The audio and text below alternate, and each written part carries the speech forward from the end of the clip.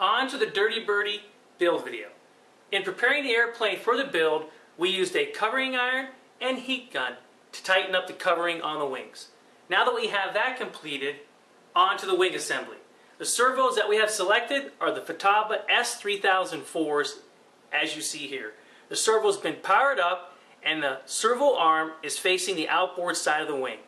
We have the servo lead installed, ready to go. We're going to use some heat shrink before we put it in to help secure that connection. This is all the hardware you're going to need to install the servo into the wing. You have your push rod, you have your clevis retainer, your control horn, and your fasteners. On to the other wing to show you how the servo installation turned out. The servo is complete, it's been powered up, it's ready to go, and as you can see, there's your control arm facing outboard. There is a string that runs inside your wing panel. You're going to use that string, connect it to your servo lead, and help pull that wire through your wing panel.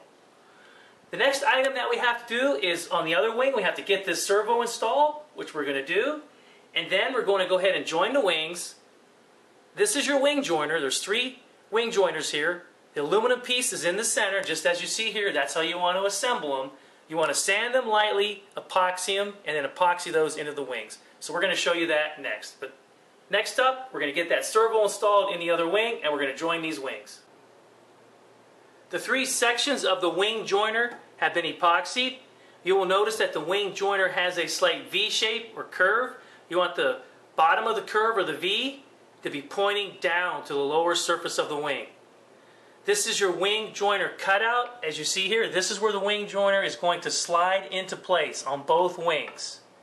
You also have your anti-rotation pin you need to install as well. One important thing, you want to pre-fit the joiner into the wing on both wings and make sure the wings come together evenly. We've already done that. I'm just showing you how the wing joiner goes in place. Just like that. And we're simply going to slide the other wing on. We're ready now to epoxy this. So we're going to go ahead and get this together and start on the landing gear installation. The landing gear that we've selected for the Dirty Birdie is the Hobbico retractable mechanical landing gear. Let's go ahead and go over the main landing gear installation and the components.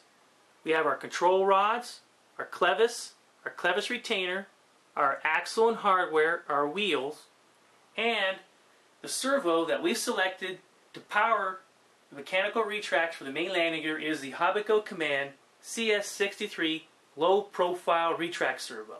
This is your servo tray that sets in your wing that secures your servo. Onto the wing, and let's talk about the one main landing gear that we have installed. You're going to remove the covering. You're going to pre-fit the landing gear into the wing so that you can notch the wing as you see here. After you complete that, you're going to need to trim the strut and trim the axle. Let's go ahead and retract the landing gear and show you how it fits into the wheel well. As you can see, it sets in correctly and it is centered. Follow the instruction manual and you shouldn't have any problems. Let's go ahead and rotate the wing over and show you where the retract servo is located. This is where your main landing gear servo is located. This is your cutout, this is your tray, and your servo. The servo gets installed into the tray, and then the tray gets installed into the cutout.